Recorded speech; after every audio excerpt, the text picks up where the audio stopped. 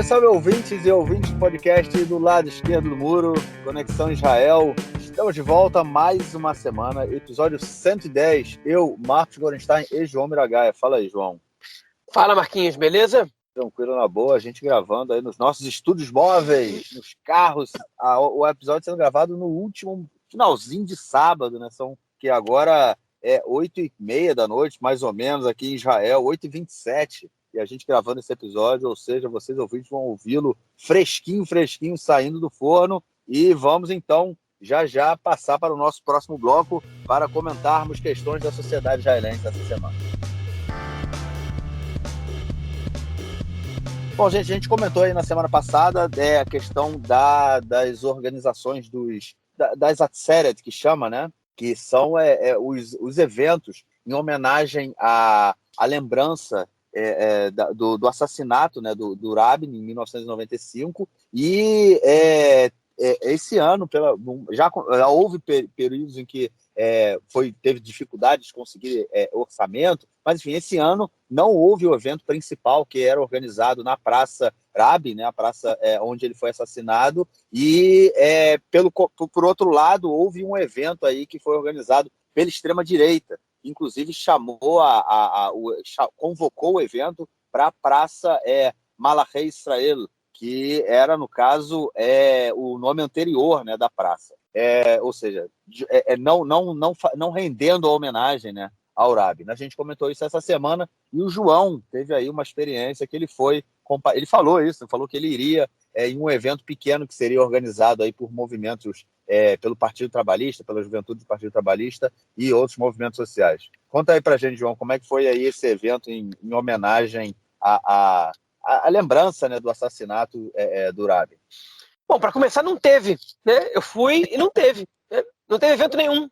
E quando eu digo evento nenhum, não teve evento nenhum. Você circulava pela Praça Rabin, e se não fosse a atividade que eu organizei com os grupos que eu organizo aqui do Movimento Juvenil Abonim Dror, né, e de outro movimento que veio também, que resolveu ir, que é o Movimento Halut Samerhav, não teria tido absolutamente nada de recordação ao Rabin, salvo uma rodinha de 12 adolescentes, né? Adolescentes, eu digo, na faixa dos 14, 15 anos, da juventude do Partido Trabalhista, que queriam organizar um ato alternativo, e frente à ausência total de público, o ato foi cancelado e transformado numa mesa de debate na Praça do Rabin, simbolicamente, né, no sábado à noite, quando era caracterizadamente enfim, realizada a parada em homenagem ao Rabin e de lembrança ao assassinato do primeiro-ministro em 95, né? Não teve nada. Os ônibus que levaram perguntaram: vai ter fechamento de rua, vai ter isso, vai ter aquilo? Eu não sei, mas imagino que não sei se vai ter muita gente. Enfim,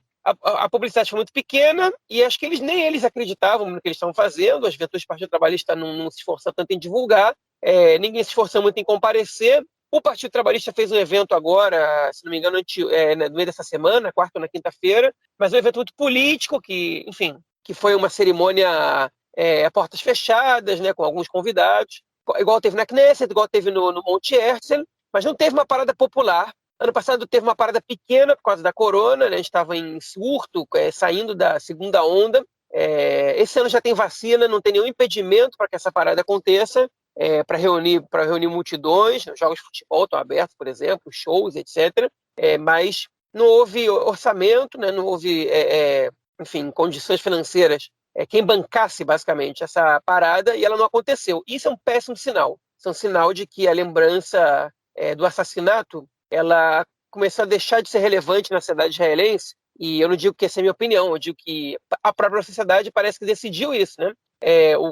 Há alguns anos enfim, o orçamento para bancar essa parada ele deixou de vir do governo, e, enfim, algumas organizações bancavam, arrecadavam, e esse orçamento, cada ano, ele sempre vinha dúvida, né? Ameaçavam cancelar se não tivesse verba, e no fim das contas alguém bancava, e esse ano ninguém bancou, e não teve. Então, um ano que não teve direito por causa da corona, e pronto, não teve. Pode ser que vire um evento de datas redondas a cada 5, 10 anos. Enfim, é muito triste essa situação. É muito triste ver que um assassinato político dessa magnitude em Israel vem sendo tratado dessa maneira, né, agora nesses últimos 2 anos, e vem saindo da memória coletiva. A maioria dos jovens hoje não vivia naquela época, né? enfim, ele já fazia 26 anos que o Rabin foi assassinado, então quem tem menos de 35 anos dificilmente lembra alguma coisa. E se você não sustenta essa memória, ela cai no esquecimento, né? Não só pela lembrança de quem foi o primeiro-ministro, esse não vai ser esquecido, mas pela lembrança do assassinato, pela necessidade de recordar esse assassinato político, intolerante, enfim, extremista, e você deixa de aprender com o passado. A memória coletiva ela serve justamente para que a gente possa escolher de que maneira a gente quer viver os nossos traumas coletivos e as nossas experiências coletivas, né? Experiências históricas, e nesse caso houve praticamente uma escolha do Estado por ignorar esse acontecimento, que é dos mais importantes, né, ainda que triste, um dos mais importantes da história, da culta história do Estado de Israel. E, por outro lado, tem quem queira apagar esse evento da memória coletiva, né, como o Marquinhos ele comentou, da extrema-direita de Israel, né, enfim, eu não sei se eu caracterizo dessa maneira, pelo menos dentro do espectro político israelense, porque a grande maioria dos organizadores dessa manifestação, que deveria acontecer na Praça Árabe, que eles enfim, apoiaram a Praça Reis de Israel, que era um nome anterior à praça, anterior ao assassinato do Rabin, né? No momento que o Rabin foi assassinado, esse era o nome da praça. Depois a praça ganhou o nome do ex-primeiro-ministro em sua homenagem, né? E, enfim, eles divulgaram o evento como Praça Reis de Israel, como a gente comentou na semana passada. Houve críticas, eles colocaram um parênteses pequeno do lado, Praça Árabe, e no final das contas mudaram o lugar da manifestação para a frente do Teatro Abima, para a praça do Teatro Abima, em Tel Aviv, na mesma cidade. Enfim, não exatamente por causa da polêmica com o nome, mas porque é um lugar menor, e eu acho que já antevendo, já prevendo que o evento não ia ser de massas, e a Praça Árabe é uma praça muito grande, que se você não leva ali um mínimo de 15, 20 mil pessoas, enfim, fica um evento muito espaçoso e fica pequeno, e dá para ver que ele está pequeno, e dá uma sensação de pequeno. Eles levaram para uma praça muito menor, chegaram a mais ou menos 2.000 pessoas, okay? Mas claramente a tentativa deles ali era ressignificar a memória do assassinato do Rabin, enfim, ainda que não fosse esse o objetivo da manifestação, né? Acho que, ou talvez fizeram alguns objetivos, mas a manifestação era contra o governo, era contra o Bennett especificamente, né? Enfim, houve um vocabulário muito, muito, muito agressivo usado contra o Bennett. A retórica do Netanyahu ela é muito bem usada pelos seus asseclas no Likud, né? Enfim, ele soltou os cachorros para atacar o Bennett. Enfim, se bem que a gente não tem visto fotos do Bennett vestido de soldado da Gestapo nem de terrorista árabe, pelo menos dessa vez, esse terrorista árabe já até apareceu. Por outro lado, ele está sendo acusado de um monte de coisa, né? Nessa manifestação tinha uma sequência que eles apresentaram no telão, parece, né? Eu li numa reportagem no Haaretz, uma sequência de fotos e vídeos, né? Que vinha uma forca, ligava um atentado terrorista no início do ano, depois aparecia de novo a forca, depois os acordos de Oslo, depois de novo a forca, depois o acordo do Mansur Abbas com o Yair Lapid e o Bennett, depois outra vez uma forca, né? E aí sei lá que foto aparecia, mas enfim, é como se eles estivessem enforcando o Estado, né? Vários deputados de Likud deram declarações, né? Entre eles, enfim, não só do Likud, também do Ben-Gvir, do Partido Sionismo Religioso, né? Mas entre eles o Shlomo Kerry, que é como se tem um deputado articulado, inteligente, que criticou o governo por ser um governo de Ismael, né? Um Estado para os seus cidadãos e de terroristas, para todos os cidadãos terroristas. Um debate em Israel se já tem que ser o Estado judaico ou o Estado de todos os seus cidadãos. Tem gente que não vê contradição entre um e outro. O Likud claramente vê e acha que tem que ser um Estado judaico, ou seja, que pertença mais aos judeus que a outros. Claramente menos democrático, para dizer o mínimo, né? A Galit Distal diz que o Bennett é megalomaníaco, mentiroso, ladrão, que roubou da gente o controle do Estado, por meio de uma fraude, né? Enfim, a Miri Regev disse que o governo faz um terror dos impostos, terror de torturas, terror legal, terror da lei norueguesa, e o terror do imposto para o Abbas. No caso, o Mansur Abbas, a gente vai falar sobre isso no próximo bloco, né? Enfim, outras pessoas falaram, né? Muita gente descendo pau, mas foi, enfim, uma manifestação que foi bastante fora do lugar, digamos assim, para o mínimo, né? Muito agressiva, mas com 2.000 pessoas que compareceram. E o Netanyahu não teve lá. Alguns fizeram discursos um pouco mais moderados, como o Tzachi Hanegbi, né? Enfim, que são deputados mais veteranos do Likud, Netanyahu não foi, não disse uma palavra para condenar o que foi dito lá, mas também não apoiou, né? Então ele aprendeu que a presença dele nesses eventos pode ser problemática para o seu futuro político, então ele não foi, não teve lá. Mas enfim, a gente teve uma manifestação que não existiu, a parada do Rabin que não existiu, uma outra manifestação com 2.000 pessoas. Isso mostra um pouco que a direita está um pouco desconectada. Se bem o Likud vem crescendo nas pesquisas, vem crescendo por conta das cadeiras que eles têm conquistado dos outros partidos do bloco de direita. Eles não conseguem chegar a mais que 61 em nenhuma pesquisa. E vocês podem acreditar que os jornais israelenses eles são viciados em pesquisa, eles não param de fazer pesquisa de mandatos, mesmo sem ter uma eleição no nosso horizonte próximo. Enfim, mas essa foi a situação das manifestações essa semana. Houve outras, teve manifestação na frente da Knesset, eu passei em frente à Knesset na hora que está sendo votado o orçamento, né? Mas era uma manifestação de 10 pessoas, né? Não precisa nem avisar a polícia. Enfim, estamos resumindo o que aconteceu mais no fim de semana passado e um pouco no meio da semana para poder entrar nos pontos mais importantes.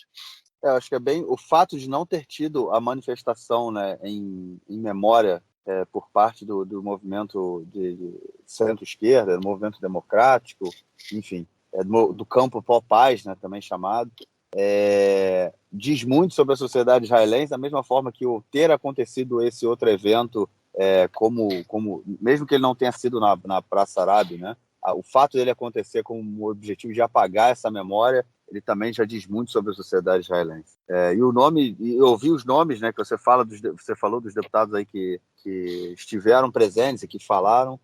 A gente falou deles semana passada, né, que eles apareciam no panfleto. Não surpreende, né? Não surpreende porque são pessoas que estão sempre com esse discurso agressivo, esse discurso de violência e, enfim, mostra muito o tom e o teor, né, do que é essa manifestação, né, para que tenta apagar essa memória. Bom, mas já que a gente falou aí dessa pancada aí que o Partido Trabalhista levou, né, que a juventude do Partido Trabalhista levou, que não conseguiu organizar um ato, né, que, na minha opinião, deveria ser um ato sempre bancado pelo governo, né, no orçamento do Ministério da Educação, Ministério da Cultura, onde quer que seja, mas era um ato que deveria sempre ser bancado pelo governo.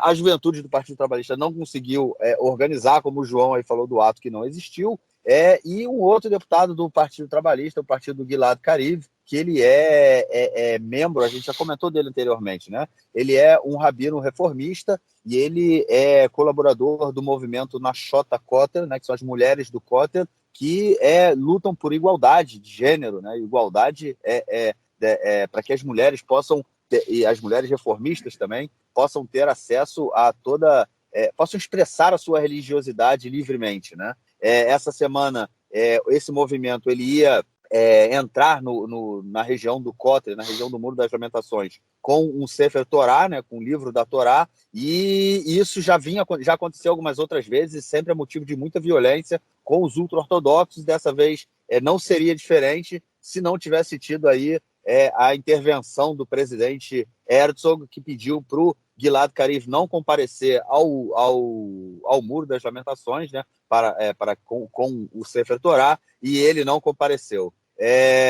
Outra pancada, né, cara? Porque, na verdade, toda vez que alguma coisa dessa não acontece, acaba sendo um retrocesso do movimento, né?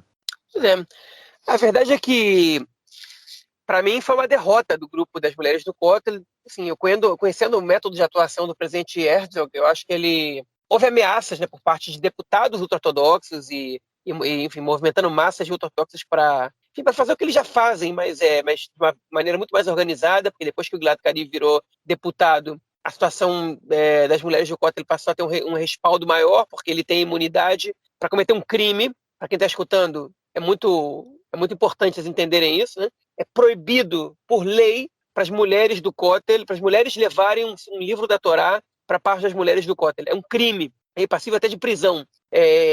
E também os homens não podem entrar na parte das mulheres. É que um deputado da Knesset, ele tem imunidade. Ele não só pode entrar lá, como ele pode levar um livro da Torá, né? E isso enlouqueceu a parcela ortodoxa e ultra-ortodoxa da Knesset e da parte da população israelense também. Pelo menos aquela parte, não são todos os ortodoxos e ultra-ortodoxos que são contra as mulheres do Kotel, mas a grande maioria, especialmente os mais sectários. E isso enlouqueceu essas pessoas. Ele estava fazendo isso com alguma frequência. E, enfim, qual é a melhor maneira de você responder isso, já que ele consegue imunidade para poder driblar essa lei que é totalmente antidemocrática, é ameaçar baixar a porrada nele, né? E nele, nas mulheres e tudo mais. Então, ele foi ameaçado, ia ter uma confusão desgraçada no dia que o orçamento foi aprovado, e aí o Gilad Karif cancelou a sua presença, de levar a pedido do presidente Herzog. Com essa, os deputados ultra-ortodoxos também cancelaram a sua ida ao Kotel, né, dizendo o seguinte: então, beleza, então se ele não vai, a gente também não vai, como se os casos, como se as posturas fossem semelhantes, né? Mas conhecendo a maneira de atuação do Buzz Herzog, ele vai tentar intermediar uma negociação para chegar a um meio termo entre as duas partes. Agora eu vou dizer para vocês sinceramente, além de eu não acreditar que o público ultra-ortodoxo está disposto a ceder qualquer coisa, eu acho que nenhum meio termo é justo para a luta das mulheres do Kotel. Porque não existe nada, absolutamente nada, que deveria evitar, proibir ou dificultar as mulheres de poderem ler um livro de Torá no espaço do Muro das Lamentações. É um direito delas, é um espaço público, mas é um símbolo religioso. Não importa que é um símbolo religioso, é um espaço público, aquilo não é uma sinagoga, é administrado pelo rabinato. Não deveria ser, porque o rabinato ele não é inclusivo, ele não é pluralista, ele é monopolizado pela ortodoxia. A ortodoxia representa uma parcela minoritária da população judaica israelense e mundial, e isso é uma discriminação com grupos judeus, uma imensidão de grupos judeus.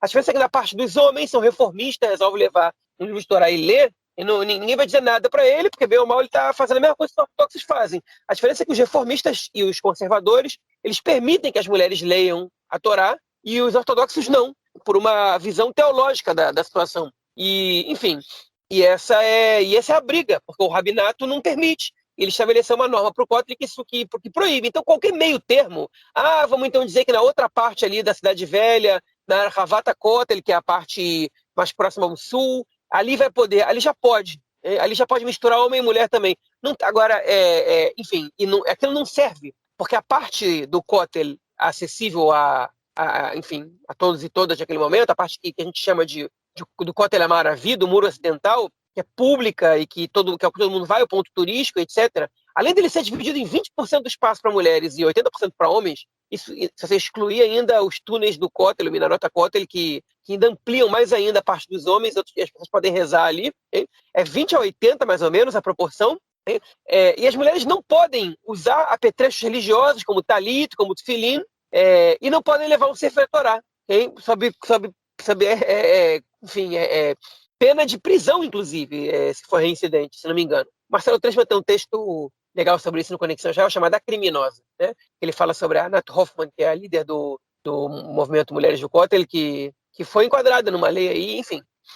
Se não me engano, é sobre a Anat Hoffman que ele está falando, ou alguma outra ativista importante também. Mas, enfim, então, não existe meio termo que seja satisfatório numa discussão democrática, num debate democrático, né? E eu entendo o Gilad Karif não ter ido, porque ele evitou ali um confronto físico, né? Que podia terminar em banho de sangue, podia ser que não, mas enfim, teve confronto físico, diga-se de passagem, teve protestos ortodoxos, que as mulheres foram rezar lá de qualquer maneira, elas levam o Sefer Torah e ficam rezando um pouquinho antes, isso já é visto pelos ortodoxos ali e ortodoxos como uma provocação. Então eles atacam e elas se queixaram de violência da própria polícia contra ela, né? Enfim, eu acho que esse recuo é ruim para o movimento. Eu entendo a postura do Gilad Karif, mas eu acho esse recuo ruim para o movimento, e eu acho que qualquer saída que não seja a permissão total das mulheres de fazerem o que elas desejam na parte feminina é ruim para a democracia israelense. Que, diga-se de passagem, nem devia ter parte masculina e feminina. O Kotel é um espaço público, não é uma sinagoga ortodoxa. Então nem devia ter essa separação, pelo menos é oficial, essa proibição. Mas enfim, disso a gente está muito longe de chegar. Então cada passo de cada vez, de uma vez, e dessa vez o passo foi para trás. Eu sempre que a gente fala desse tema, me vem à cabeça, eu acho que eu acabo comentando, mas é que, enfim, vou sempre comentar, na verdade, porque eu acho que é importante. Israel é o único país do mundo em que os judeus não têm liberdade religiosa, né? Porque em qualquer outro lugar, o movimento reformista ele atua e faz as suas cerimônias da forma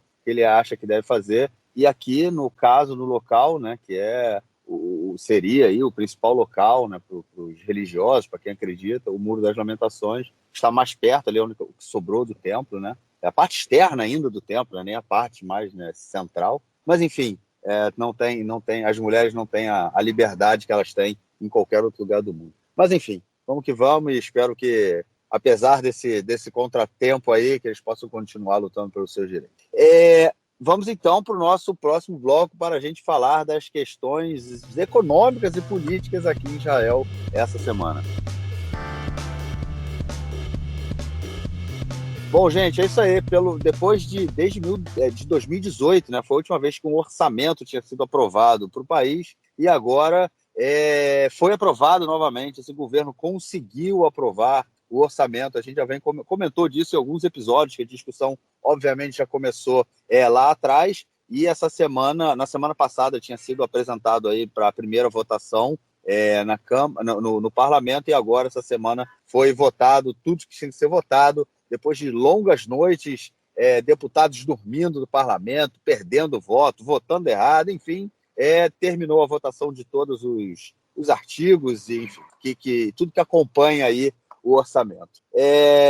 Lembrando que o orçamento foi o motivo, né, da queda do último governo, né? O orçamento não foi aprovado do governo do Bibi e do Gantz, e aí o governo caiu e tivemos novas eleições, e agora esse governo que é dirigido pelo Naftali Bennett. João, esse orçamento envolveu muita coisa, muita gente, muita discussão, enfim, vários partidos e todo mundo, obviamente, interessado no dinheiro e querendo dinheiro. E uma coisa também que chama a atenção é que, com a aprovação do orçamento, o governo não tem um motivo para cair nesse momento, né? O orçamento ele gera a queda automática. Se o orçamento ele não é aprovado, o governo cai automaticamente. Então, ou seja, só por questões políticas que podem surgir, esse governo cai. E no caso de cair, no caso de serem convocadas novas eleições, o Yair Lapid ele assume como primeiro-ministro. Ou seja, cara, teremos aí até o final desse mandato aí do parlamento, Yair Lapid como primeiro-ministro de alguma forma, né?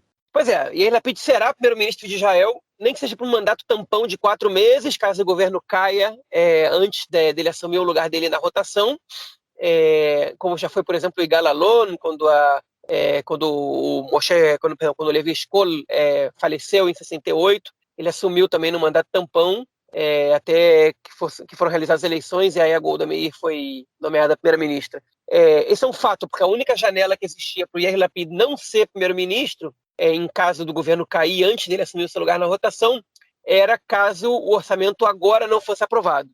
Com o orçamento aprovado, qualquer razão que derrube o governo o colocará como primeiro-ministro antes do momento da rotação.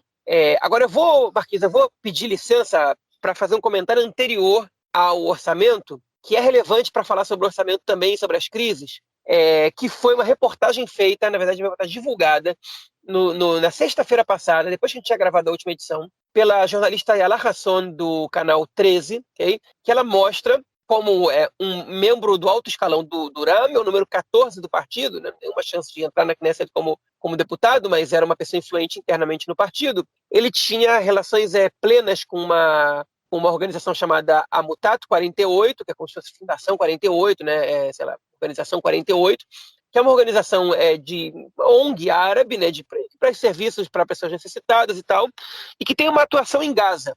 E esse sujeito, cujo nome eu não me lembro agora, ele chegou a estar em Gaza, deu uma coletiva junto de um dos membros mais importantes, mais notáveis do braço político do Hamas, e descobriu-se que essa Amutat 48, ela parte do orçamento que ela recebe de doações especificamente, ela chega para Gaza, ela chega em Gaza e ela é administrada pelo Hamas. Como não seria diferente, né? O Hamas administra quase cada centavo que chega em Gaza, então o braço político do Hamas, não exatamente o braço militar, mas enfim, isso que acontece lá. Por que eu estou falando disso agora?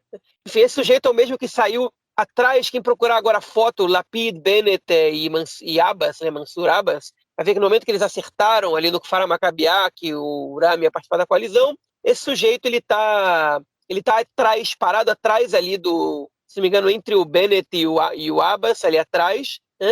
Ele está ali na foto, como papagaio de pirata, mas ele está ali, ou seja, ele participou das negociações. Ele é um sujeito importante do Ram, ok? E baseado nessa reportagem, se insinuou bastante, ainda que não existem provas, de que existe uma ligação umbilical entre o Iran e o Hamas, né? Enfim, o Iran ele é parte ele é um movimento formado no seio do movimento islâmico, né? É da mesma família que a Irmandade Muçulmana.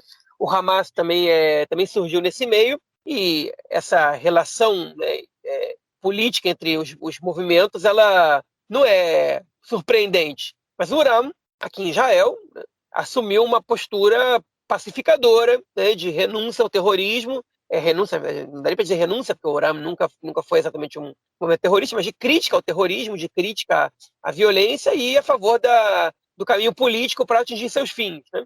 Mas, enfim, isso era óbvio, todo mundo percebe isso. O Iran, ainda que você possa ver um ou outro deputado, outro membro do partido apoiando determinadas lutas violentas por parte da sociedade árabe, da sociedade palestina, os membros do partido não estão envolvidos em nada violento, né? Não existe braço armado do Iran. Mas foi uma reportagem dessas, a meu ver, feita às vésperas da votação do orçamento, para jogar lenha na fogueira ali, né? Jogar a coalizão contra ela mesma, né?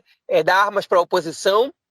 Enfim, o timing foi bastante oportuno para isso, pelo menos, porque para mim é uma balela isso, não existe nenhuma prova de que existe essa relação entre o Iran e o Hamas financeira, né? E bem no momento que o governo fechou com o Iran um acordo de que 30 bilhões de shekel nos próximos 2 anos, né, que a gente está falando de mais ou menos entre 8,5 e 9 bilhões de dólares do orçamento, vão ser revertidos a diversas enfim, melhorias das condições da sociedade árabe israelense, e se calcula, se estipula, né, se prevê que parte desse dinheiro vai chegar por meio de algumas organizações, porque é o Uram que costurou esse acordo, ligadas ao Uram, entre elas a Amutat 48. Então, baseado nessa reportagem, tem a conclusão de que o governo de Israel está dando dinheiro para o Hamas, esse novo governo, por meio do Uram, e munição para o Likud atacar o governo, munição para o sionismo religioso atacar o governo, e etc, etc, etc. Né? Então, é o dinheiro do Uram, o dinheiro do Abbas, o dinheiro do Hamas, e blá, blá, blá. Né? O que eu estou dando a minha opinião, obviamente, como é que eu faço nesse podcast, para ser exato e honesto também, se alguém não percebeu ainda. Uma grande balela, uma besteira, ok? Porque não existe prova disso. Se o dinheiro ele é controlado pelo Estado, você pode dizer, você pode direcionar melhor para onde ele vai. Tem chance de dinheiro chegar em Gaza? Tem chance de dinheiro chegar em Gaza, okay? Se o governo se fizer de cego, okay? Principalmente agora que sabem que a Amutat 48 ela repassa dinheiro para Gaza, ainda que a gente não sabe se os fins se escusam, né? Porque o Hamas não direciona 100% da verba que eles têm para a luta armada. A maioria da verba que o Hamas tem é direcionada para pagar salários, para construir escolas, para pagar professores, etc., porque eles governam a faixa de Gaza. Eu não estou defendendo nem criticando ninguém agora, eu estou dizendo óbvio. Então, essa é a primeira questão. A segunda questão é que o Netanyahu, quando era primeiro-ministro, ele concordou em passar milhões de dólares em malas de dinheiro, sem contar o que chegou por meio de transferência bancária, mas em malas de dinheiro direto, vindo do Catar para Gaza, passando por Israel. Mala, dinheiro, em dinheiro vivo. Okay? Ou seja, que não tem nenhum carimbo, isso pode ser usado da maneira que você quiser. Você não tem nenhum controle de como é que vai ser usado esse dinheiro. Então dizer que, porque o Uram, isso, é um governo que apoia terrorismo e tal, vindo do Netanyahu, é absurdo, isso vai ser ridículo, né? Vindo do Likud. Né? E aí, mas aquele dinheiro não era com os nossos impostos, né? Bom, primeiro, eu não sei se esse vai ser o fim do dinheiro com os meus impostos. Agora, ainda que fosse, qual é a diferença? Se o fim é bombardear Israel, que diferença faz se o dinheiro vem do Catar ou se vem dos meus impostos? Né? Tipo, porque o que eu estou financiando e tal, mas o meu governo está deixando que entre mala de dinheiro lá, então não faz nenhuma diferença. É o governo de Israel permitindo que entre dinheiro na mão do Hamas. Okay? Então, besteira absoluta.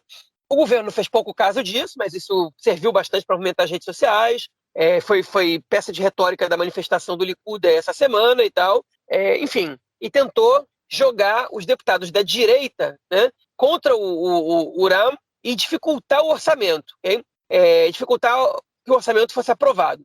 E agora vamos aos bastidores do orçamento. Eu vou tentar ser curto, até porque foi menos interessante. Não foi menos interessante, mas foi menos polêmico do que eu achei que fosse ser esse momento. Né? A discussão foi interminável. O orçamento foi aprovado de quarta para quinta, às 5h30 da manhã.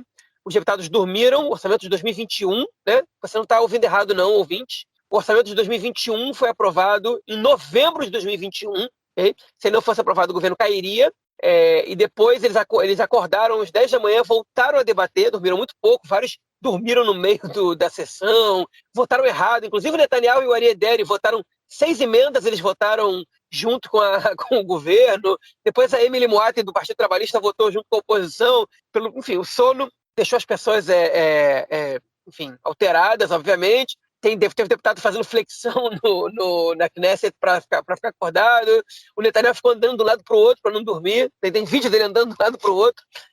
Enfim, foi meio bizarro isso, mas o orçamento passou na madrugada, ok? Mesmo com esse dinheiro ali. O Likud, esse dinheiro ali indo para o Uram, né? O Likud tentou de todas as maneiras, o Likud e a oposição, convencer alguns rebeldes no governo, ou pelo menos os potenciais rebeldes, a votarem contra o orçamento, né?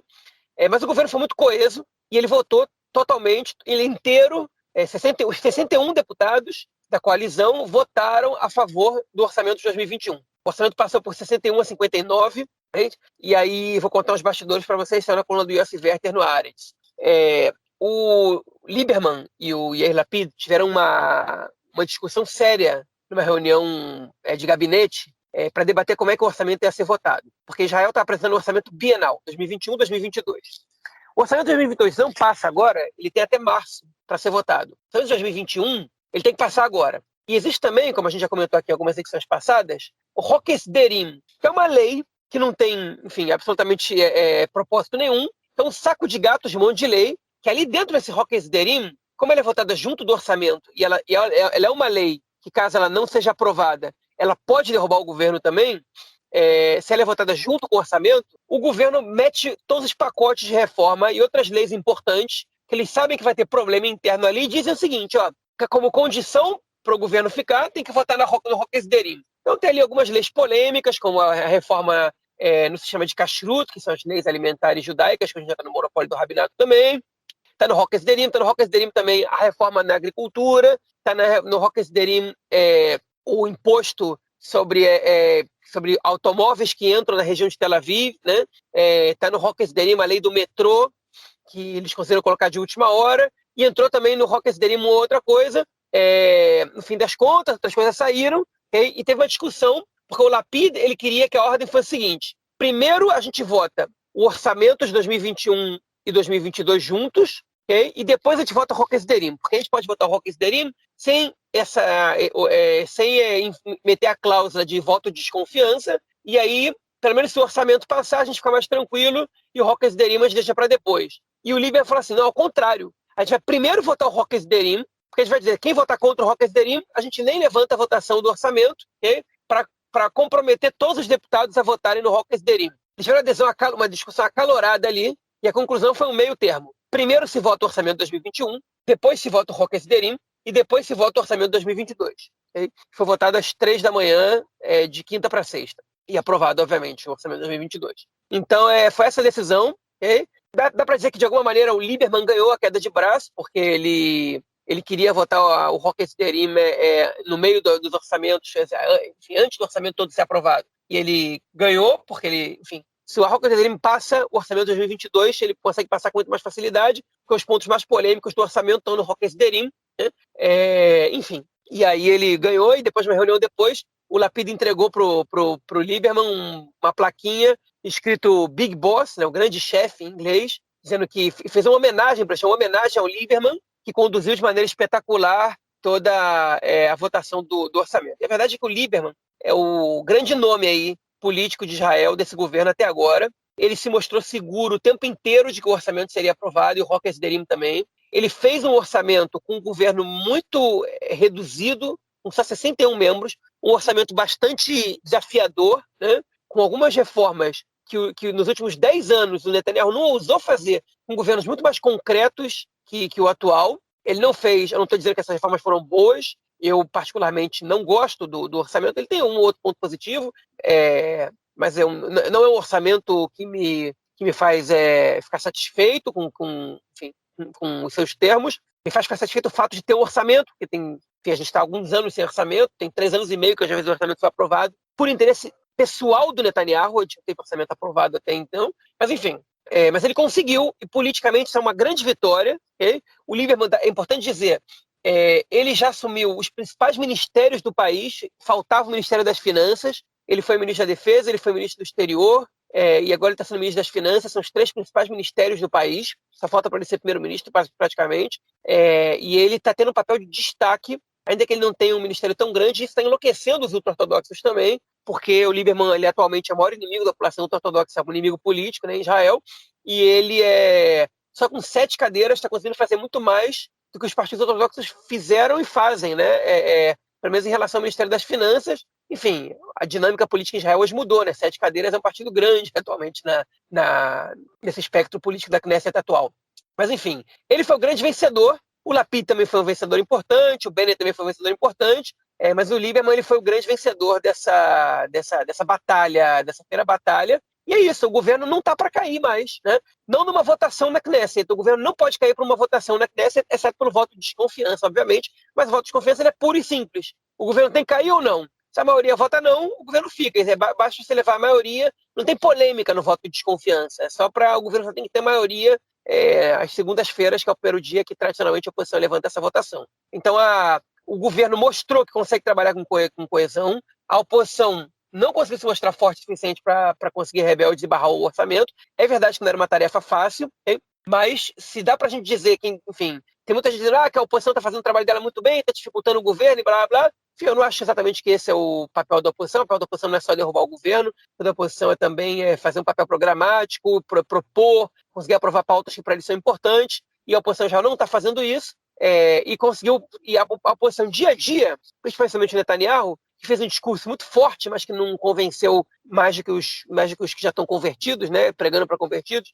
O presidente Netanyahu, ele que mantém essa coalizão coesa. Enquanto ele estiver lá, vai sempre acender aquela luzinha para o Meretz, Partido Trabalhista, para o Yamina, para aqueles que têm algum problema que sentem algumas contradições no governo, sempre vai acender aquela luz ali o seguinte: se a gente quebra o governo agora, o Netanyahu tem chance de voltar. E se a gente é o responsável por levar o país a eleições, botando em risco a chance do Netanyahu voltar, o nosso eleitorado nunca vai perdoar a gente. Então, enquanto o Netanyahu estiver lá, a oposição, o governo ele vai estar forte, né? Ou ele tende a estar forte. E isso até agora nada foi mais forte do que isso. Tá muita gente engolindo um monte de sapo, né? Que jamais engoliriam no passado. Então eles aprenderam a ser governo, aprenderam a trabalhar em conjunto, acabaram já a declaração, o Lieberman, o Bennett e o Lapid, e o Lieberman falou: eu participei de muitos governos, que vocês podem acreditar que foram muitos mesmo. Falou: eu nunca vi um governo com tanta colaboração entre os ministérios e entre os seus membros como esse governo atual. E pode ser que eles estejam falando a verdade, porque eles têm uma motivação muito grande para trabalhar juntos, que é impedir que o Netanyahu volte ao poder. Muita gente com muita vontade de ser governo, né? Enfim, que está sentindo esse gosto na boca, alguns pela primeira vez, ou que não sentiu há muitos anos, ou que não tinham cargos tão importantes há muito tempo. Então, o orçamento passou. A gente comentou já no episódio sobre o orçamento quais eram os principais pontos. Não teve grandes mudanças. Recomendo ao ouvinte que volte lá, se não me engano, é o episódio 101. É um dos mais longos que a gente fez até agora, mas não precisa escutar ele inteiro para escutar essa parte de orçamento, com a Elaine Stein, que veio visitar, ela que é economista, trabalha no Ministério da Saúde, que ela teve um filho há pouco mais de 2 meses, mas ela estava aí para a Ilana. Encontrei com ela hoje pela primeira vez, conheci o filho dela. E do Adam, que também já compareceu aqui uma vez, Adam Mel, para falar sobre outro tema, né? Também ligado à economia, os dois são economistas. Os dois são economistas que trabalham para o Estado, né? Não exatamente para o governo, porque são cargos concursados. Mas, enfim, essa é a situação do orçamento. Agora, por isso o governo não cai. Depois a gente vai debater o que pode ser inconveniente para o governo nas próximas semanas e meses, que agora que o orçamento passou, também vai cada um querer puxar um pouco mais o cobertor curto para o seu lado, e se puxar muito forte ele rasga, né? Vai ser ponto para o próximo tema aí. Eu vou deixar o Marquinhos falar um pouco do orçamento, que eu falei demais já. Eu acho que é justamente isso também que a Ilana colocou, né? Já que você colocou pontos aí negativos do orçamento, e foi uma coisa que a Ilana também colocou, falando muito quando a gente conversou com ela, e foi justamente uma pergunta que eu fiz, né? Questões o quanto esse orçamento seria mais um orçamento social, onde a gente poderia ver uma maior distribuição de renda, um fortalecimento das camadas mais vulneráveis da sociedade. E ela falou que justamente isso não era um ponto forte do orçamento, era uma questão aí muito, um orçamento muito liberal, né? E a gente não via essa preocupação do governo com essas camadas, né, da população. Enfim, é uma vitória para o governo passar esse orçamento, né? Eu acho que era o que ameaçaria, é uma vitória para o Lapid, né? Apesar de ele estar colocando aí o O Lapid, ele se comporta muito, tanto no atual cargo dele como ministro do exterior, né, quanto no dia a dia dele na política, ele se coloca muito realmente como o próximo primeiro-ministro, né, e agora ele é realmente o primeiro-ministro, nem que seja aí por um período curto, caso o governo caia, e ele aí vai assumir até as próximas eleições acontecerem, ou, né, no período que terminar aí a rotação, né, do caso Bennett agora, depois o Lapid entra. Interessante lembrar aí também que a gente comentou isso alguns episódios atrás, que houve um vazamento de uma conversa do Bennett, né, ele falando que ele achava muito difícil o Lapid assumir como primeiro-ministro, ou seja, de alguma forma ou de outra, né, o Lapid vai assumir aí como primeiro-ministro, porque esse orçamento passou. E agora a questão que a gente vai ter que ver do que vem para frente, né, João, ou seja, esse governo não cai por questões burocráticas, né? Caso o orçamento não tivesse sido aprovado, o governo cairia, e agora não existe mais essa possibilidade. O que pode acontecer agora são questões políticas, né? Porque, afinal de contas, agora a gente tem que ver também como será a atuação dos partidos da centro-esquerda sionista, né? Que na questão nacional, que a gente chama, né, Medini, que são questões relacionadas aí ao conflito palestino-israelense, estão sendo atropelados, né? A direita tem feito o que bem quer, e muita coisa tem passado por aí. O que pode acontecer agora nesse próximo período para derrubar esse governo, e quais serão aí os principais pontos de tensão, né, entre todas essas correntes aí? Antes de tudo, quero dizer que o orçamento ele foi tratado dessa maneira, mas ele não é uma questão burocrática, né? Para mim, ele é muito foco de posições ideológicas, né? E para mim foi um pouco constrangedor ver os deputados do Meretz tirando foto e comemorando o orçamento nas redes sociais, como se ele fosse um orçamento bom para o povo, como se fosse um orçamento, enfim, que aumenta a distribuição de renda, que trabalha de alguma maneira contra a desigualdade social. Ele tem pontos positivos, mas ele não é um orçamento com a cara de um partido de esquerda. O Partido Trabalhista, pelo menos a Merav Mihaeli, ela fez um comentário nas redes sociais. Ela disse: esse está longe de ser um orçamento que o Partido Trabalhista comemoraria. E a gente não comemora o orçamento exatamente. A gente comemora o fato de que o governo vai ter estabilidade para trabalhar, okay? Que mesmo assim a gente tem um orçamento que é melhor do que os últimos do governo Netanyahu, e quando a gente voltar a ser o partido do poder, a gente vai fazer um orçamento com a cara do Partido Trabalhista. Para mim foi um comentário, enfim, oportuno e razoável dela, né? Mas, enfim, o que agora vai pegar é o seguinte: tem questões que já foram levantadas, algumas que a gente espera que ainda sejam, que coloca membros do governo em situação de claro antagonismo. Porque o acordo de coalizão, ele define tendências, na grande maioria das vezes, né? Caminhos, mas ele não proíbe praticamente nada, nem direciona. Quando o Bennett quando o Benny Gantz anunciou a construção de algumas unidades habitacionais na Cisjordânia, o Meretz ele fechou com o Bennett um acordo de que a gente ia manter o status quo nos territórios, enfim, cada um interpreta como quer. Essa semana eu escutei o Matan Kahana, que é o ministro das religiões do partido Yamina, dizendo: pois esse é o esquema, a gente sabe que não vai ter anexação da Judéia e Samária, como ele se refere à Cisjordânia, e eles sabem que não vai ter 2 estados. Só que não ter anexação não é manter o status quo, né? Tipo, perdão, não ter anexação não é que não é manter o status quo, não ter anexação vamos deixar as coisas como estão. Deixar as coisas como estão é não construir mais, né? Anexação é um papo que vem de agora, é ultra radical a anexação, né? É você tomar uma decisão para botar fim total na posição de 2 estados. Construir assentamentos, se bem não coloca fim total, ok? Seria uma postura paralela a você manter as negociações com os palestinos, porque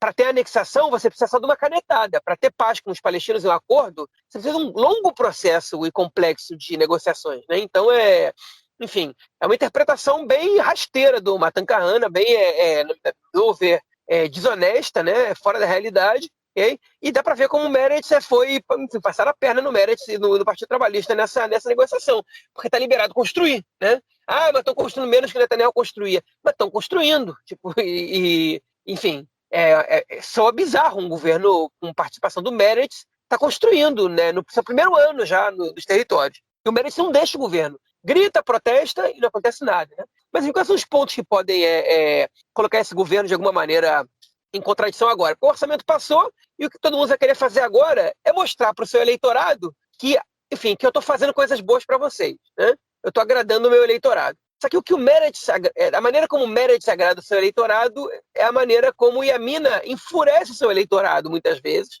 e vice-versa. Né? A maneira como o Lieberman agrada o seu eleitorado pode ser a maneira também como o Yamina não agrada o seu eleitorado, ou Nova Esperança, e por aí vai. Né? Então, vamos entrar nos pontos de discórdia. Primeiro, é uma proposta que já está escrita, um projeto de lei que já está escrito pelo Guidon Saad, para limitar o número de mandatos do primeiro-ministro para 2 mandatos e proibir pessoas que estão com acusação na justiça, são réus na justiça, de serem primeiros-ministros. Né? A grande maioria da coalizão é a favor dessa lei. O Yamina sempre se mostrou contrário a ela e o Uram não era muito a favor. Frente aos ataques que o Likud está fazendo incessantes ao Uram, pode ser, e o Netanyahu também, pode ser que o Uram passe a ser a favor. O Yamina, não sei. Mas a lista unificada, que está na oposição, o Partido de Eleitorado Árabe, eles já anunciaram que eles vão votar a favor dessa lei. Então, se essa lei pode dividir o governo, pode fazer a Ayelet Shaked querer sair. Ela hoje não é deputada, né? Ela é só ministra, mas ela pode renunciar ao ministério dela, voltar a ser deputada pela lei norueguesa, nesse marco que ela está, e depois sair do governo, alguém denunciar voto de desconfiança, e o governo pode cair. Né? Essa é uma lei que ela tem potencial de complicar as coisas. Né? Outra lei que tem potencial de complicar as coisas é uma lei muito simples, que está sendo construída agora, um VLT em Tel Aviv. A previsão dele está totalmente pronto, pelo menos essa linha é em novembro do ano que vem, e está tendo um amplo debate se ele vai funcionar aos sábados. E o Partido Yamina é contra, o Partido Nova Esperança também, mas o Partido Trabalhista quer, e a Prefeitura de Tel Aviv quer, e, enfim, a Merav Mihaeli, que é a ministra do Transporte do Partido Trabalhista, e esse vai ser um debate que também pode causar problemas no governo. Né? Outra questão é uma comissão, uma CPI do caso dos submarinos, né? Um dos 4 casos que Netanyahu estava sendo investigado, mas que o procurador-geral decidiu não acusá-lo formalmente, e o Benny Gantz não aceita isso, ele acha que esse é o caso mais perigoso, não entende como Netanyahu não foi acusado por isso. Né? Alguns dizem que é porque o Mandelblit, que é o procurador-geral do governo, que vai terminar o seu mandato daqui a 2 meses, ele estaria envolvido nesse caso também, quando ele era secretário do próprio Likud, né? Mas, enfim, o Gantz ele quer fazer uma CPI desse caso, e tem gente no governo que não quer levantar essa questão. Em geral, são os partidos de direita que não querem perder o eleitorado do Likud, que colocam o Netanyahu como vítima de uma justiça que seria parcial, né? Enfim, e etc. Tem uma lei de alistamento militar e de aposentadoria para oficiais, que também está em debate. Ela saiu do Roque Sderim e do orçamento, então ela vai ser apresentada como lei externa e ainda está... Enfim, é uma questão que está para ser votada, né? A lei do alistamento, que pode incluir a presença de ortodoxos também no alistamento militar. Enfim, a lei a Roque Ezrahut, que é uma lei que não passou, né? A gente comentou aqui também algumas vezes, que é a lei que dá direito à cidadania a palestinos que se casem com israelenses, uma vez que, especialmente os palestinos, eles não têm automaticamente esse direito à residência e nem não automaticamente a cidadania. A gente tem umas centenas de pessoas nessa situação, né? E, enfim, e essa lei não passou. O Ministério do Interior, comandado pela Ayelet Shaked do Yamina, está barrando isso como medida administrativa, e o caso já foi parado da Suprema Corte. O governo pode apresentar de novo esse projeto. O governo não chegou a acordo, o governo vai apresentar de novo esse projeto e vamos ver o que vai acontecer, se ele vai ser aprovado ou não. O caso de Eviatar, que é aquele assentamento ilegal construído e que o exército ele evacuou, e que depois, com 1 mês de governo, isso aconteceu, foi feito um acordo que lá ia ser levantada uma base militar e futuramente uma yeshiva, que é uma academia rabínica. Esse caso não foi muito bem aceito pelos partidos de esquerda e centro-esquerda do governo. Né? Enfim, tem alguns outros casos mais. Tem o caso da construção de unidades habitacionais palestinas nos territórios C, que é uma coisa que não acontece há muitos anos, se não me engano, desde 2010. Tem gente no governo, tem setores do governo que nem são contra, ainda que o Gantz tenha anunciado. Okay? E uns casos que estão aí sendo enrolados há muito tempo, e que uma hora a Suprema Corte vai dar uma prensa no governo, que é o Mitveh HaKotel, que é a construção de um espaço, de uma entrada enfim, mais rápida para a parte mista do Kotel, né, do Muro das Lamentações, que o Netanyahu cancelou por pressão dos grupos ultra-ortodoxos, e agora a Suprema Corte ela tem que analisar um pedido, pode ser que ela force o governo e a Knesset a tomar uma adesão sobre isso, junto com o Roca Giur, que é a lei da conversão, okay? Uma vez que não existe uma lei sobre a conversão em Israel, quem define que conversão que vale e a Suprema Corte já sinalizou que se a Knesset não decidir, não legislar sobre isso rápido, eles vão ter que tomar uma decisão, e pode ser que eles reconheçam, por exemplo, conversões não ortodoxas como conversões legítimas para o Estado de Israel, para deixar ser reconhecida como judia aqui, que é uma coisa que não existe hoje, e que o governo, melhor que para o governo não ter que lidar com uma adesão monocrática da Suprema Corte, seria melhor que o governo tomasse decisão e legislasse, né? Enfim, são questões que podem colocar o governo contra ele mesmo, né? Deputados contra outros deputados e partidos contra esses partidos, e enfim, são algumas delas, tem outra. E isso é que nos espera logo mais. Agora na continuidade desse governo que pelo orçamento não vai cair, mas por alguma dessas questões aí ele até pode cair. Eu acho que ele não cai agora. Eu acho que ele não cai nos próximos 3, 4 meses. Mas como a gente não sabe o que vai acontecer no dia de amanhã, pode ser que ele caia nos próximos 3, 4 meses. Mas eu acho que ele ganhou aí um aninho de vida. Se eu tivesse que apostar, eu diria que um ano, com quase certeza, ele sobrevive, porque, enfim, o orçamento foi aprovado e agora tem que ser usado esse orçamento, né? Tem que ser trabalhado. As pessoas vão querer mostrar algum serviço. E todos os ministérios, de alguma maneira, foram agraciados por esse orçamento, que é deficitário, diga-se de passagem. Então, enfim, até que esse dinheiro não entre na conta e que algumas mudanças não aconteçam de maneira que o eleitorado sinta essas mudanças no seu dia a dia, esse governo não fez nada ainda. Então, o próprio governo tem que dar um tempo para ele mesmo. E se o orçamento foi aprovado, o governo precisa fazer com que o orçamento faça valer a pena. Então, o melhor que esse governo poderia fazer é empurrar com a barriga um pouco mais essas leis polêmicas, essas propostas de leis polêmicas, para que, enfim, para que possa fazer o orçamento valer. Depois de um ano e meio, aí dá para começar a brigar. E aí eu acho que o Lapid ele começa a ter menos chances de assumir o período inteiro ao qual ele, enfim, ele seria designado primeiro-ministro, né? Mas tampão, pelo menos ele garantiu. É isso, né? O que não falta é mina terrestre, ponta para explodir e derrubar esse governo, né? É o que não falta mesmo. O interessante vai ser ver como esses partidos agora vão se colocar frente a todas essas questões aí, né? E porque também, assim, a derrubar o governo significa que eles perdem também o dinheiro, né? Todos os partidos com mais de um ministério, todos eles foram agraciados, e derrubar o governo significa que eles perdem dinheiro também, né? Para poder continuar levando à frente aí os seus projetos. Como você mesmo comentou, né?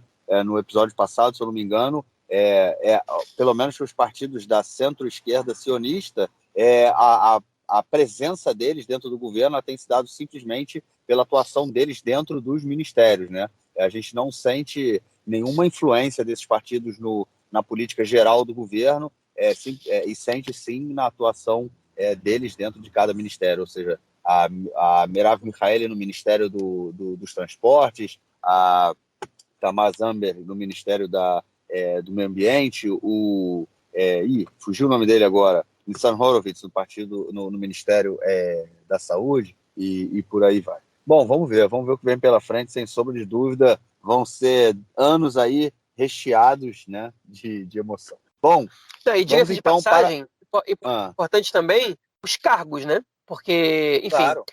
Durante 12 anos, né? Enfim, o Partido Trabalhista menos, mas muitos anos, membros do Partido Trabalhista, né? Quadros do Partido Trabalhista, do Meretz, de outros partidos, não tinham cargos no governo, né? E você tem, já chama jobbing, né? Que é o termo em inglês, mas no plural em hebraico, seria a boquinha, né? Em português. Enfim, tá, você assume o ministério, você coloca os teus quadros para trabalhar no ministério, as indicações políticas, né? Que é legítimo. Enfim, o Likud perdeu, um monte de gente ligada ao Likud perdeu emprego, né? Quando o partido foi para a oposição agora. E pela primeira vez em muito tempo, esses membros desses partidos estão assumindo cargos no governo de confiança, né? E isso é currículo, isso é dinheiro, isso é um monte de coisa, né? Influência. Então, essas pessoas também não querem perder sua boquinha, seu trabalho e sua capacidade de influenciar. Então, isso também fala alto. Sem sombra de dúvida. A boquinha faz sempre. A boquinha faz sempre barulho, né? Mas como você falou, eu acho que tem parte disso também que é legítimo, né? Os partidos eles indicam pessoas, enfim. É óbvio que não pode ser nada muito exagerado, como a gente vê por aí, mas as indicações sempre acontecem porque faz parte também de você poder implementar a política, né, da qual você foi eleito, né, para implementar essa política. Então você indica pessoas que vão te ajudar a fazer isso. Bom, vamos então para o nosso próximo bloco para a gente falar das questões aí ligadas à política internacional. Gente, a gente já comentou aí muitos episódios atrás falando daquela ONG, né? ONG aí, viajei, daquela. Eu vou explicar porque eu falei ONG.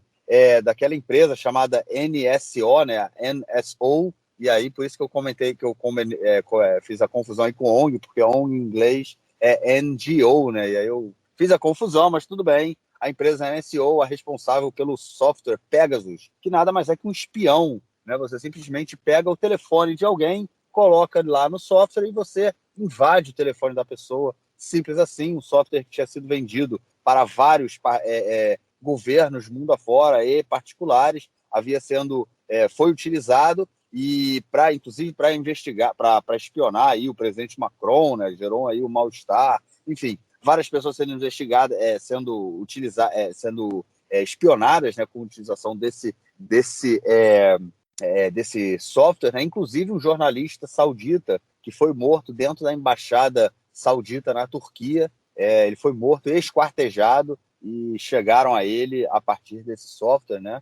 Enfim, e agora essa empresa NSO, uma empresa israelense, uma outra empresa israelense também chamada Candiro, elas foram acionadas aí na lista negra dos Estados Unidos por oferecer um produto que vai contra a segurança do país, né, a segurança nacional, e agora seus softwares são proibidos de serem utilizados nos Estados Unidos, bem como qualquer pessoa negociar com essas empresas. Deu ruim, né, João? Além do que, abre uma porta aí para que outros países mundo afora, a União Europeia, enfim, outro que obviamente, né, já não via isso com bons olhos, também assuma essa postura e isolem, né, essa empresa israelense e esse espião aí que tem simplesmente a capacidade de destruir a vida de qualquer pessoa, né?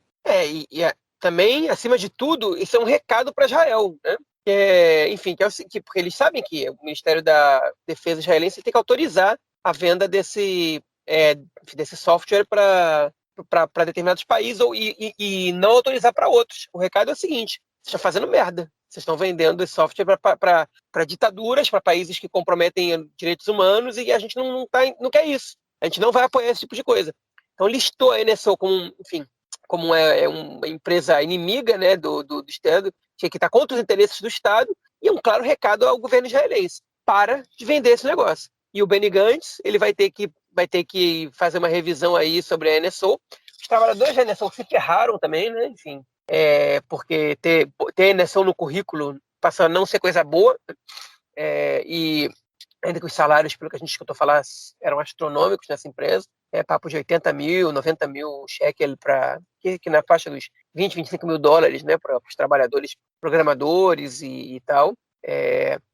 Mas, enfim, é um claro recado a Israel: para de vender esse negócio. E aí, nesse não sei se ela vai conseguir não sei se ela vai ter condição de se bancar, né? Já era uma empresa que está sendo deficitária há 2 anos, e sem o apoio do governo, com várias restrições do governo, ela dificilmente vai conseguir se bancar. A questão é como isso influencia negativamente Israel, né? Se Israel perde alguma coisa com isso, além da diplomacia do cyber, ou se realmente o material usado pela NSO ele era compartilhado com o governo ou não, né? Isso a gente tem que saber também, mas enfim. Certamente o governo dos Estados Unidos já é claro, vai exigir que o software não funcione dentro do próprio país, dentro dos Estados Unidos. Outros países pediram a mesma coisa. A França já teve uma mini crise com a França, por causa do fato do telefone do Macron ter sido um dos telefones espionados. Enfim, parece que a NSO entrou pelo cano aí, e que essa série de reportagens que foram feitas realmente mudaram um pouco a história da situação. Então, foi um trabalho jornalístico de extrema importância, né? Revelador e de extrema importância. É uma coisa muito louca. Eu me lembro quando estourou esse caso, falei, cara, é impressionante. Os caras simplesmente legalizaram o hackeamento, né? O cara hackeia o seu telefone e acabou, é legalizado. Você pode vender isso desde que você E a empresa que decidia, né? Eu até perguntei como é que a empresa decide para quem vender alguma coisa disso, esse documento, esse software, e aí o que você colocou, né? Que era de acordo, a empresa decidia baseada numa definição, por exemplo, de quem é terrorista em cima da lei israelense, né? Do que a lei israelense define quem é terrorista, e todas as decisões que a empresa tomava para quem vender, para quem não vender, era baseada nisso. Chegou à conclusão que o governo da Arábia Saudita não é terrorista, né? Mas, enfim, essa foi a decisão que eles chegaram, e agora eles realmente devem ter aí entrado pelo cano. Bom, mas quem aparentemente pode ter entrado pelo cano também é o Benny Gantz, né, cara? Que apresentou aí algumas semanas, 2 semanas, 10 dias, colocou algumas ONGs, né? Agora sim ONGs, né? De direitos humanos palestinas, né? A gente comentou disso, ONGs relacionadas a prisioneiros palestinos, a crianças que são presas também, enfim, ONGs inclusive de agricultoras, todas elas ligadas à Frente Popular de Libertação da Palestina, que é um movimento político, né? Que tem um braço armado também, e eles são considerados terroristas pelo Estado de Israel, e essas ONGs, por serem ligadas à Frente Popular de Libertação da Palestina, entraram aí também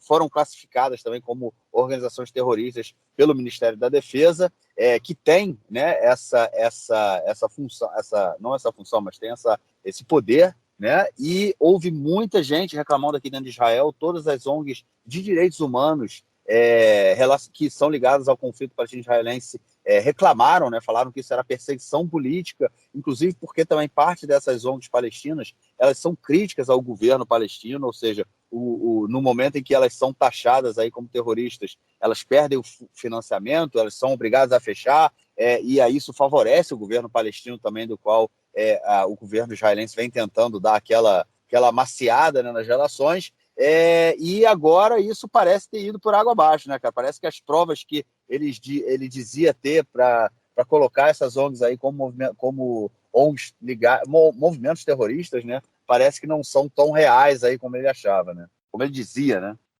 O negócio é que o problema do Gantz, que ele se deu mal agora, é que ele usou como fonte para mostrar para... Enfim, eles negam, né? O Shabak e o Ministério da Defesa negam, mas que as fontes, pelo menos que disseram ao jornal Haaretz, é que eles usaram como fontes para mostrar que esses grupos eles eram ligados ao terrorismo, postagens de WhatsApp, né? Enfim, de pessoas ligadas a outras organizações, se referindo a eles como... se referindo a cooperação que eles fazem com a FPLP.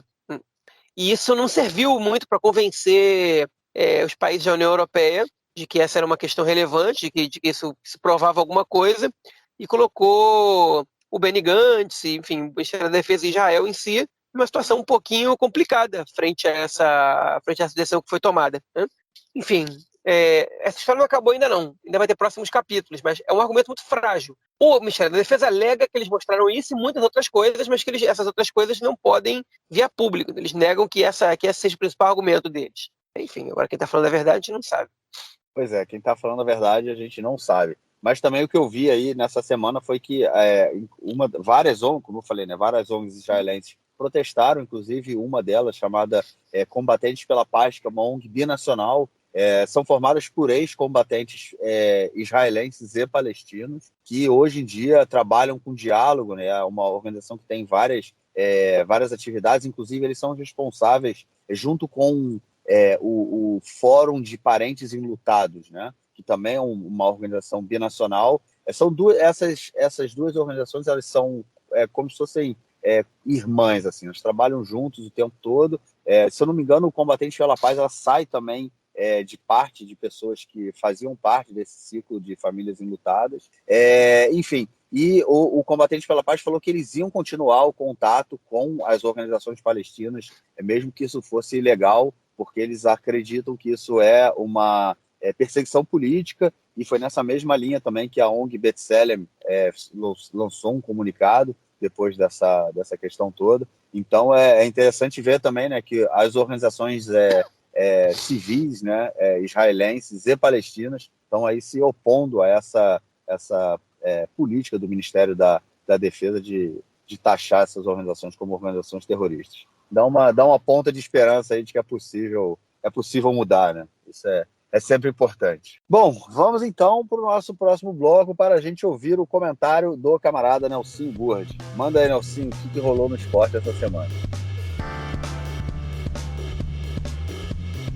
Meu caro Gorenstein, amigos do Conexão Israel, do lado esquerdo do muro, mandar um abraço para o João e agradecer ao João a citação que ele fez na edição passada do Conexão Israel ao vivo. De fato, tivemos esse baque aí do nosso canal do YouTube, mas vamos voltar em breve. Se tudo der certo, voltamos ainda neste mês de novembro, trazendo a galera do Caipirinha de Araque, ao lado do Guzo. Vamos trazer o Conexão Israel ao vivo, aí o nosso papo maravilha, e voltar na ativa com tudo. Finalmente chegou o dia, o Hapoel Jerusalém finalmente venceu a primeira na Liga Ta'al, na liga principal do futebol masculino israelense, 1-0 sobre o Maccabi Petah Tikva. O próximo jogo é contra o Maccabi Natânia e vamos ver se o time embala.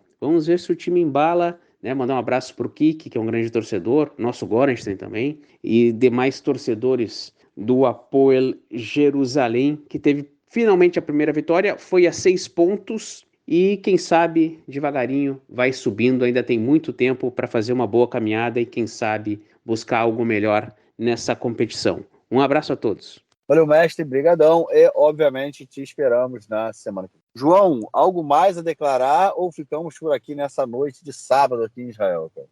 Não, tudo de boa, podemos descansar agora, terminar a semana. Vamos descansar. Vou fazer o possível para editar esse podcast hoje ainda, se possível, ou amanhã durante o dia, e vocês recebem assim que der. Tu não vai descansar porra nenhuma, né? Vamos ver, eu espero que sim, cara. É isso que eu tô falando. Vou fazer o possível. Bom. É isso. Então a gente se fala aí no final dessa semana e grava o nosso episódio 111 na semana que vem. Grande abraço, João. Falou, Marquinhos. Um abraço. Valeu. Tchau, tchau.